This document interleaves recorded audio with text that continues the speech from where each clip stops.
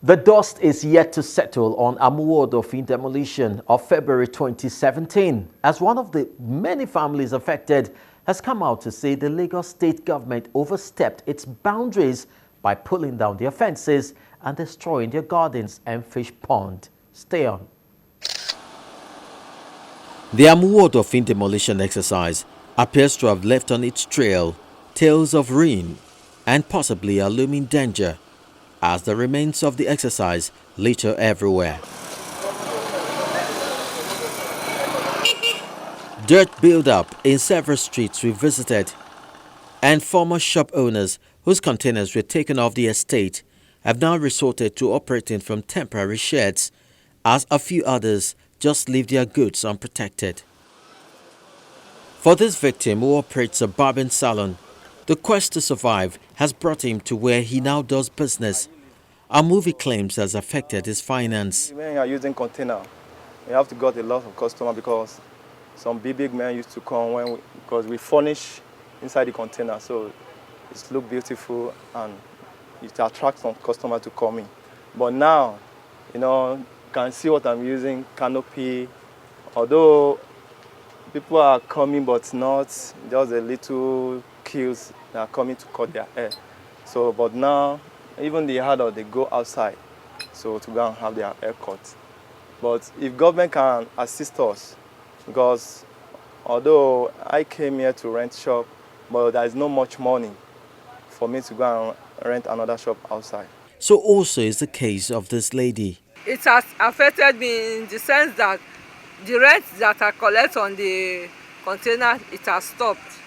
It's only the block business that I'm doing upstairs.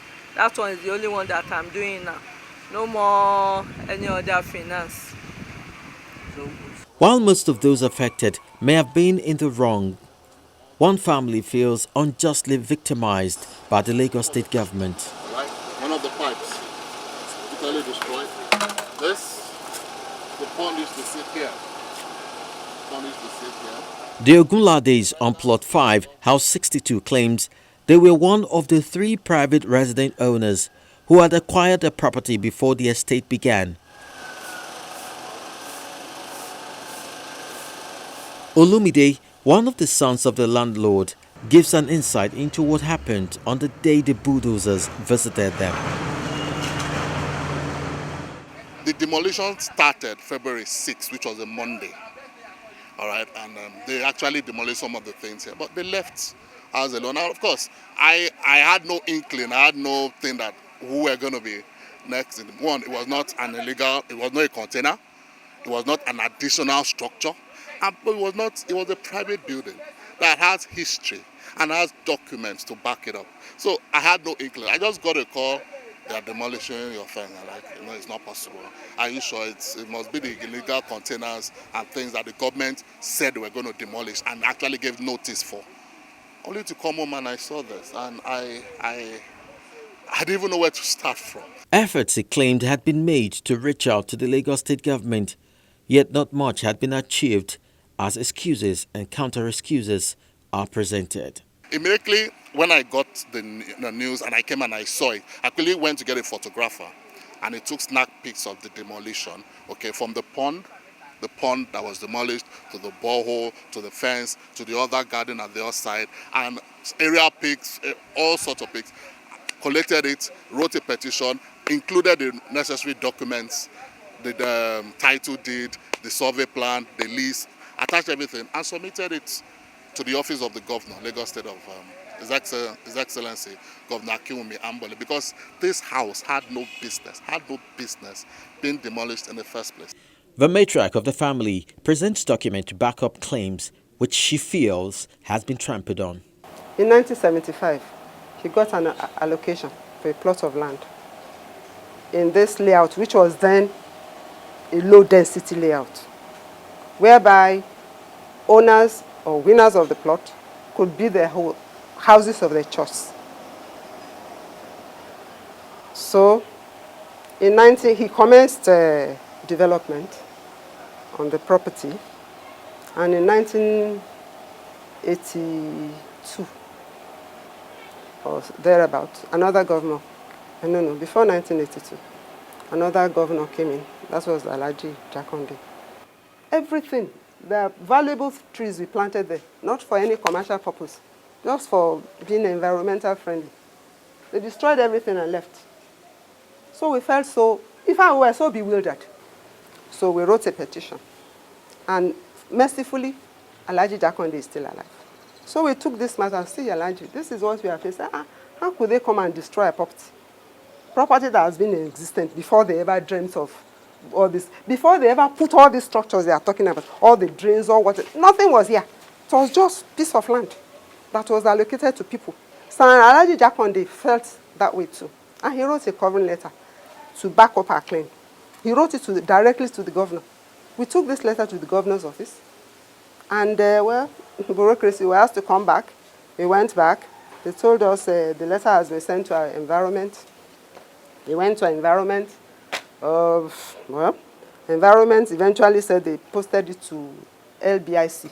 Since we were talking of compensation, that it's not in their own purview to do that. So, environment and the LBIC has been, we are still pursuing the matter, the LBIC, so to speak. The demolition may have been an exercise to correct the ills of the flat owners in the estate. It is, however, pertinent that the state must honor genuine cases of damage done and settle this dispute as soon as possible.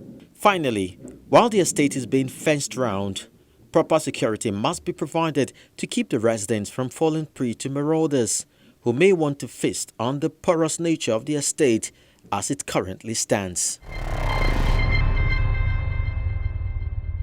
You can also be an eyewitness by simply uploading those photos or videos of the stories you want us to feature on the program to our eyewitness portal. Now, just ensure you have the Channels TV app downloaded on your mobile device from the Google Play Store. Now, tap to launch the app, then swipe to reveal the eyewitness icon.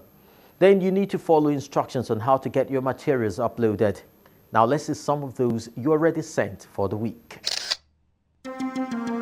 Our first eyewitness photo from Samson shows a building in a state of disrepair in Amuwo-Odofin area of Igbobu, Lagos. Our eyewitness says, unless something was done fast, this may likely become a death trap to residents. Next is this photo from Ife Damilola of some residents of Ibrahim Taiwo Street, Ilori, who feel left high and dry, fetching water from a burst pipe in a gutter. Our eyewitness wants the government to please provide them with boreholes. What our eyewitness, Ogodobiri Tombrapa, terms a dying heritage is depicted in this photo, showing relics of an old Portuguese building in Forcados. He says coastal erosion is a major threat to the community and would want the government to save them. Next is this photo of an alleged protest by residents of Aja over the planned relocation of the motor park by the Lagos state government. Our eyewitness says this will affect over 20 communities if affected, and therefore plead by the Lagos state government rescinds that decision. Obasude is appalled by the state of a makeshift bridge in Ihamufo village between Enugu and Ebonyi states. You say this has become a death trap. Next is a photo showing the state of Bishop Agri Memorial School in Ilasamaja. Our eyewitness says the school has been left in ruin and now has been overtaken by weed smokers and dealers. You're calling on the Lagos state government to quickly restore the school back to its pride of place. Finally, our eyewitness sees more buildings in danger of collapsing in Lagos if the state government does not look into the resumption of operations at the state building material testing site, which he claims hasn't been functional for some months now. You wonder what might be the cause.